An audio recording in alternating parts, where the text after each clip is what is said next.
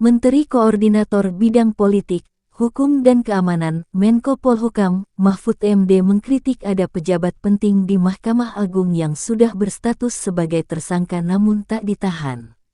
Lalu di MA, Hakim Agung ditangkap, itu bisa ditangkap. Ada juga yang jadi tersangka, itu pejabat penting, cuma belum ditahan.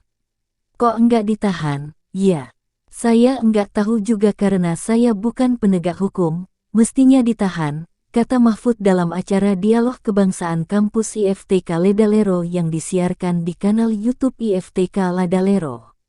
Mahfud tak membeberkan siapa pejabat penting MA berstatus tersangka yang dimaksudkannya. Ia hanya mengatakan, pejabat ini sudah diperiksa dan ditetapkan sebagai tersangka, namun disuruh pulang ke rumah. Mahfud khawatir kasus yang menimpa pejabat MA ini menguap begitu saja ke depannya. Kan, banyak itu tersangka tak dilanjutkan. Ada yang sampai mati, tersangka tapi belum dicabut, padahal bukti enggak cukup. Sampai meninggal tetap keadaan tersangka dia, kata Mahfud.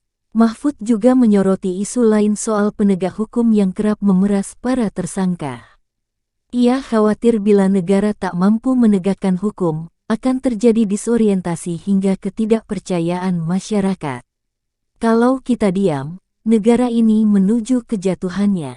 Karena kalau hukum tak tegak, suatu negara tak mampu menegakkan hukum, berarti dia disorientasi terhadap nilai Pancasila dan konstitusi.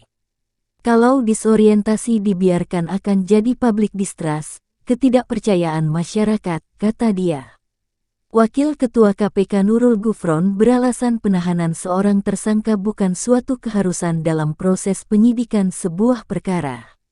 Penahanan bukan suatu keharusan. Penahanan merupakan upaya paksa jika penyidik dihadapkan pada kondisi ada alasan takut tersangka melarikan diri, takut menghilangkan alat bukti dan juga dikhawatirkan akan mengulangi perbuatannya kembali, ujar Gufron.